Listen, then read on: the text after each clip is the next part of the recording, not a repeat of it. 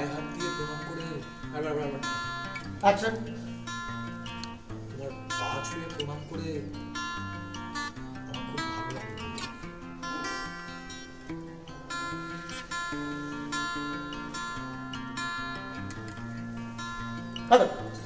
হ্যাঁ এবার পা পা আচ্ছা পিছনে ওর পিছনে কারা ছিল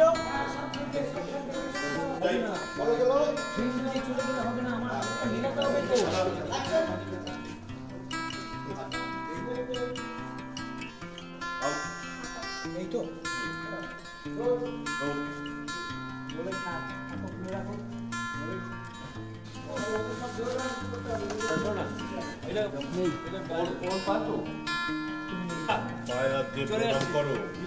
কেন থাক না আওড়া দেখো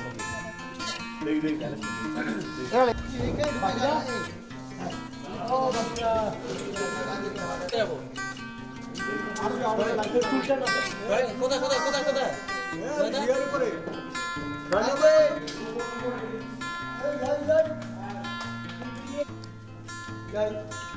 Silence. Good.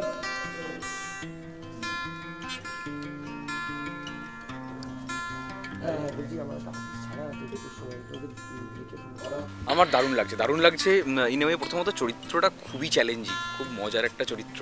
মজার নয় সেই অর্থে, কারণ চরিত্রটার ওপর নানাবিধ টর্চার গোবিন্দর ওপরে, যে কারণে তার মানসিক বয়স বাড়েনি, সে শিশুসুলভ রয়ে গেছে।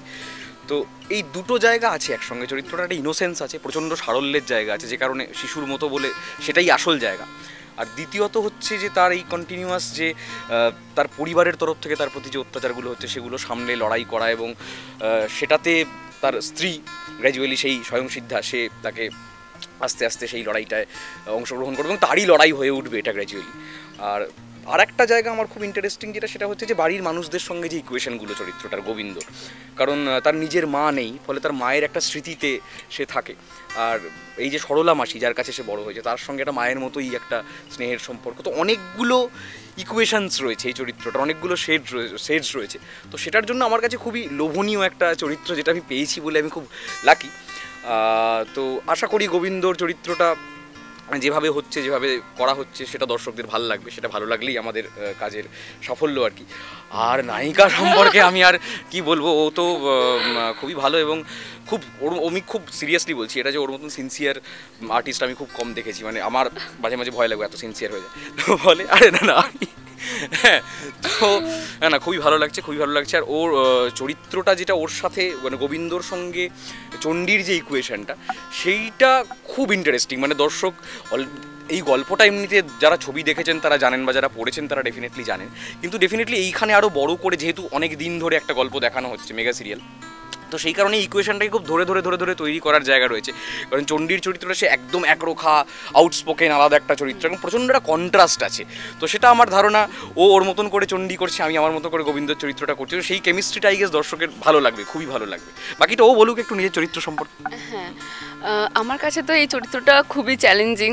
মানে প্রত্যেক দিন নতুন শুরু, নতুন কিছু শিখছি, কুস্তি থেকে শুরু করে, লাঠি খেলা থেকে শুরু করে, আমার মানে কি বলবো, ইম্যাচিওর স্বামীকে ম্যানেজ করা থেকে শুরু করে, আমার দজ্জাল শাশুড়িকে ম্যানেজ না মানে টাসল ওনার সাথে, তারপরে অত্যাচারী একটা মানে কি বলবো নিবারণ। ওরে বাপরে, মানে আমি ভেবেছিলি যে তোর হিরোকে বেবি সিটিং করতে হবে তোকে? কোনো দিনও ভাবিনি। মানে আমি কি যে করব, মানে মানে এত এত শেডস আছে চরিত্রটার মধ্যে। তো আমার মনে হয় আমি ভালো করছি, কারণ আমি সারাক্ষণ পড়তেই থাকছি, মানে স্বপ্নেও পড়ছি অল টাইম। সর্বক্ষণ স্ক্রিপ্ট নিয়ে খুবই সিনসিয়ার, অ্যাকচুয়ালি খুবই ভালো। মানে এটা ইয়ার কি মারার বিষয় নয়। না, আমি ওরা বলে যে এত বেশি কনসিয়াস, কিন্তু আমি ভাবি যে আমি চরিত্র, মানে মিঠু মুখার্জির ক্যারেক্টার, কারোর মানে অত বড় অভিনেত্রীর ক্যারেক্টারটা আমি প্লে করছি, তো আমাকে জানি না কতটা করতে পারবো, বাট 50% হলেও তো আমাকে দিতে হবে না, তার জন্য পড়াশোনাটা খুব ইম্পর্টেন্ট। তো সেটাই আমি করি, আমি আমার লেভেল বেস দিই। আর ডিরেক্টর অনিন্দ্য সরকার তো আছেনই আমাদেরকে, মানে আমাকে তৈরি করার জন্য, ব্যাস। এবং একটা বিষয় আমি যেটা খুব স্পেসিফিক্যালি বলতে চাই, সেটা হচ্ছে যে উপন্যাসটা চমৎকার, অনেকেই পড়েছেন এবং ছবিও অনেকেই দেখেছেন। এই কাজটাতেও যারা লিখছেন, বা যারা পরিচালক অনিন্দদা রয়েছেন, বা যারা লিখছেন, খুবই চমৎকার লিখছেন। আমার ধারণা সেটা দর্শকরাও বুঝতে পারবেন, যে এত সুন্দর গল্পের প্রোগ্রেশন, যেটা আমাদের অভিনয় করতে চরিত্র হিসেবে কারণ প্রথম দিকে তো একটু ধরতাইয়ের ব্যাপার থাকে যে চরিত্রটা কীভাবে হবে, গল্পটা কীভাবে হবে, সেটা শুরু থেকেই এত সুন্দর আমাদের কাছে আসছে। তো সেইটাও খুব খুব ভালো একটা বিষয়, এটা দর্শকরা আই গেস দেখতেই পাবেন যে গল্পের জোর সেইটা খুবই চমৎকার এখানে। সবার প্রথমে নতুন বছরের, নতুন ইংরেজি বছরের শুভেচ্ছা সবার জন্য রইল। Wish you all a very very happy new year. সবাই খুব ভালো থাকুক, শান্তিতে থাকুক। নতুন বছরের শুরুতেই আকাশ আমাকে আকাশে ওড়ার একটা দুর্দান্ত সুযোগ দিয়েছে। সিরিয়ালের নাম হচ্ছে স্বয়ং সিদ্ধা, এবং স্বয়ং সিদ্ধা সিনেমাও হয়েছে।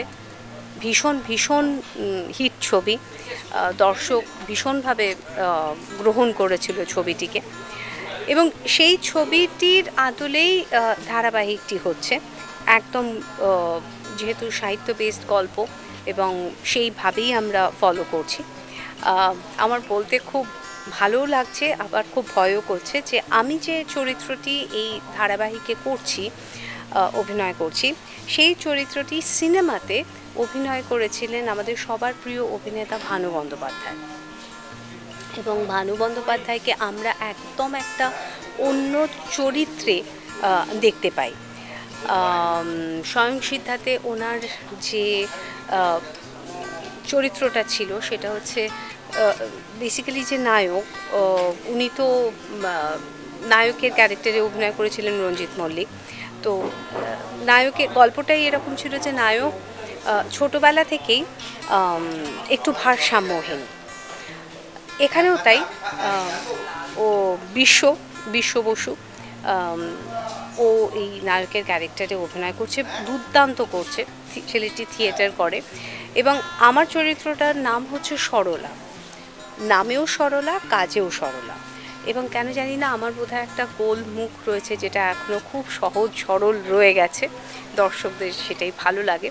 এবং ডিরেক্টর অনিন্দ্য সরকার, আমার বহু দিনের ইচ্ছে ছিল অনিন্দ্যদার সাথে কাজ করি, অনিন্দ্যদার ডিরেকশনে কাজ করি। তো এই 2024-এ এসে সেই ইচ্ছেটা সফল হয়েছে। অনিন্দ্যদা যখন গল্পটা শোনে তখন সরলার চরিত্রটির জন্য আমাকে বেছে নেন, কারণ যেহেতু ধারাবাহিক সিরিয়াল, কিছু মনে করবেন না, ডেফিনেটলি আমার অনেক পুরুষ বন্ধু রয়েছেন এবং ফ্যানেরা রয়েছেন, যারা পুরুষ দর্শক রয়েছেন যারা সিরিয়াল দেখেন, কিন্তু তা সত্ত্বেও মহিলা দর্শকরা কোথাও একটা সংখ্যায় বেশি। তাই যে চরিত্রটি ভানু বন্দ্যোপাধ্যায় অভিনয় করেছিলেন সিনেমাতে, সেই একই চরিত্রটাকে একটু রদবদল করে একটি মহিলা চরিত্রে রূপান্তরিত করা হয়েছে, এবং সেই চরিত্রটির নাম হচ্ছে সরলা, যেখানে যে চরিত্রে আমি মানে পিঙ্কি অভিনয় করছি। আজকে যে সিনটি দেখা হলো সেটা হচ্ছে নতুন বউ সবে মাত্র বাড়িতে ঢুকেছে, মানে সবে মাত্র আলতায় সিঁদুর, মানে দুধে আলতায় পা দিয়ে বুঝে গেছে যে এ বাড়ি, এ শ্বশুর বাড়ি কিন্তু খুব সহজ জায়গা নয়। এবং নিবারণ মানে দেওর তো ছোট ভাইয়ের মতো কিংবা সন্তান সম, সে বৌদির পা ছুঁয়েই মানে যে আচরণটি করেছে সেটি কিন্তু খুব একটা ভালো নয় ইন দ্য সেন্স যে তার মধ্যে কোথাও একটা অশ্লীলতা রয়েছে, এবং সেটা সে বুঝতে পেরেছে। শ্বশুর বাড়িতে পা দিয়েই চণ্ডীর মতো এইরকম একটি মেয়ে না হলে কিন্তু এই শ্বশুর বাড়িতে এসে বেশ নাকানি চোবানি খেত। এবং পরবর্তীকালে আমি গল্প বলবো না, কিন্তু এই চণ্ডীর একটি ডান হাত হয়ে যাবে হচ্ছে সরলা।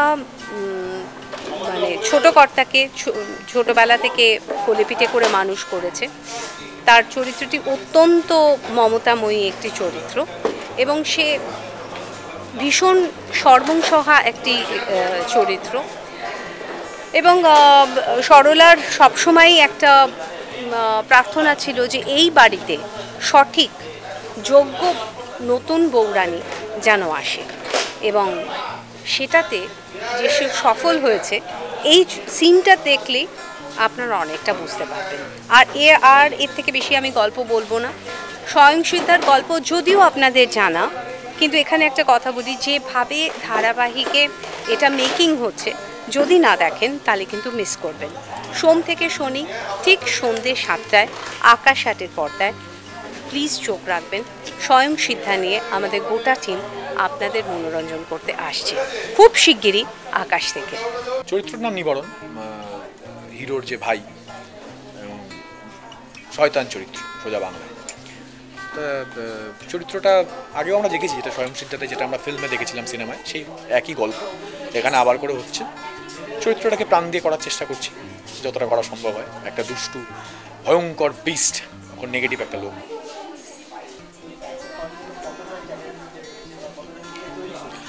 যে কোনো অভিনেতারই, যারা আমরা অভিনয় করবো বলেই এসছি, হ্যাঁ, থিয়েটার করে বা যেটুকু অভিনয় শিখে আসতে পেরেছি পড়াশোনা করে, তাদের প্রত্যেকের কাছেই যে কোনো যে চরিত্রে করার কিছু থাকে, সেটা কি নেগেটিভ কি পজিটিভ, সেটা ভালো লাগে করতে, যেখানে করার কোনো জায়গা থাকে, সেরকমই একটা চরিত্র।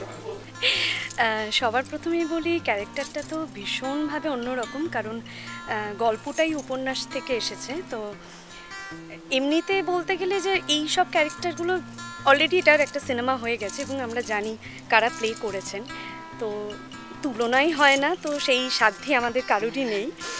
বাট তাও আমরা নিজেদের মতো করে প্লে করার চেষ্টা করছি 200% দিয়ে। তো সেক্ষেত্রে এমনিতেই ক্যারেক্টারটা এত বেশি স্ট্রং, আমার ভীষণ এক্সাইটেড লাগছে, কারণ অনেক দিন পর নেগেটিভ ক্যারেক্টার করার সুযোগ পেয়েছি, যেটা অন্যান্য জায়গায় সবসময় পাওয়া যায় না, আর এইরকম ধরনের গল্পের ওপর। আর সত্যি বলতে এটা পুরোপুরি নেগেটিভ তো না, কারণ কখনো বরের কাছে তো ভীষণ ভালো, ছেলের কাছেও ভীষণ ভালো মা, সব ছেলের কাছে শয়তান, এবং বৌমার কাছেও আবার পরে গিয়ে সে ভালো হবে, সেটা পরবর্তীকালে আমরা দেখতে পাবো। তো সেখানে এতগুলো শেডস রয়েছে এবং সেটাকে প্লে করার যে আনন্দটা, সেটা সবসময় যে কোনো ক্যারেক্টারে পাওয়া যায় না। তো সেই জন্য আমার ভীষণ এক্সাইটেড তো লাগছে, আনন্দ হচ্ছে এই ধরনের ক্যারেক্টার প্লে করতে। আর আমি আমার কাছে আমার মামিমা, ইনি আমার মামিমা হয়েছেন, তা আমার কাছে আমার মামিমা মানে ভীষণ প্রিয়। এবার মামিমা যে শেডে যায় আমিও সেই শেডেই যাচ্ছি। আর নেগেটিভ ক্যারেক্টার করা আমার অন্তত ভীষণ পছন্দের কাজ, কারণ ওখানে যে শেডগুলো থাকে সেগুলো অন্যান্য ক্যারেক্টারে, বিশেষ করে পজিটিভ ক্যারেক্টারে মানে অতটা পাই না আমি। তো আমার ভীষণ পছন্দের একটা কাজ আমি এখন করতে পারছি। আর এরপরে আমার ক্যারেক্টারটা কীরকম হবে, অ্যাকচুয়ালি আমি সম্পর্কে হিরোর বোন। এবার আমি ওদের বিয়ের পরেই এ বাড়িতে এন্ট্রি নিয়েছি, আর সাথে সাথেই বৌদিকে একটু জাঁতা কলে পিষছি। তো এই ক্যারেক্টারটা পরবর্তীকালে কোন শেড নেয় সেটা আপনাদেরকেই দেখতে হবে। শো যেরকম টাইমিং থাকবে তার টাইমিংয়ের সাথে ম্যাচ করে অডিয়েন্সকে দেখতে হবে, তবে গিয়ে জানতে পারা যাবে। সেটা এখন সাসপেন্স। স্বয়ং সিদ্ধা বিখ্যাত একটি গল্প, বাংলায় এটা নিয়ে আগেও কাজ হয়েছে। এটা নিয়ে আমার চরিত্রটা এখানে আমি জমিদার হরিনারায়ণ চাটুর্যে মানে চট্টোপাধ্যায়, রাশভারী একজন লোক, এবং এই গল্পের যে হিরো মানে গোবিন্দ যাকে বলা হয়, যার নাম গোবিন্দ, এবং আমার আরেকটি ছেলে নিবারণ, তার বাবা আমি। এবং চরিত্রটার ডাইমেনশন আছে, একদিকে ব্রিটিশ, হয়তো জমিদারি সামলাতে ব্রিটিশ সাম্রাজ্যকে, ব্রিটিশ সরকারকে তোষামত করতে হয় এক এক সময়, কিন্তু মনে প্রাণে সে স্বদেশী পছন্দ করে। এবং এই মেয়েটিকে চণ্ডী, যাকে বিয়ে করে আনা হচ্ছে, আজকে যে দৃশ্যটি দেখলেন আপনারা, সেই দৃশ্যটিতে দেখা যাচ্ছে মেয়েকে বিয়ে করা হয়, এবং বিয়ে করার পরে মেয়েটিকে আমরা নিয়ে আসি আমার বাড়িতে। আমার দুই ছেলে তার মাঝে রয়েছে গোবিন্দর জন্য। আসলে মূলত নিবারণের জন্যই আমরা দেখতে গেছিলাম মেয়েটিকে, কিন্তু পছন্দ হয় শেষ পর্যন্ত গোবিন্দর জন্য, এবং গোবিন্দর বউ করেই আমি আমার বাড়িতে নিয়ে আসি আমার পুত্রবধূকে। আজকের দৃশ্যটি সেটি একটি অংশ, বাড়িতে নিয়ে আসছি। এবং সেখানে নিবারণ, সবাই জানেন যে অ্যান্টি একটি ক্যারেক্টার এবং দুশ্চরিত্র একটি ক্যারেক্টার। সেই নিবারণ আসার সাথে সাথে তার বৌদির সঙ্গে যেরকম ব্যবহার করছে বা তার সঙ্গে যে দৃষ্টিতে দেখছে, সেই একটা অংশ যেখানে অ্যাজ এ বাবা হিসেবে আমি তাকে শাসন করছি যে বৌদির পা ছুঁয়ে প্রণাম করতে হয়, হ্যান্ডশেক করার প্রয়োজন হয় না, কারণ সে তার ইয়ার বন্ধু নয়। তো ওভারঅল খুব ভালো লাগছে কাজটা করে, কারণ কিছু চরিত্র থাকে যেগুলো একজন আর্টিস্ট, আমরা যারা অভিনয় করি তারা অপেক্ষা করি এই ধরনের চরিত্র পাওয়ার জন্য। তো হরিনারায়ণ চট্টোপাধ্যায় সেই ধরনের একটা চরিত্র, আশা করি আপনাদের সকলের ভালো লাগবে এবং ভালোবাসবেন আমাদের এই পুরো স্বয়ংসিদ্ধার টিমকে। আমি রুদ্রপ্রসাদ বাপুলি। এই মেগা সিরিয়াল যেটা হচ্ছে সেটা আপনারা সবাই হয়তো জানেন যে স্বয়ংসিদ্ধা বলে একটি সিনেমা হয়েছিল, এটা তারই রূপান্তর।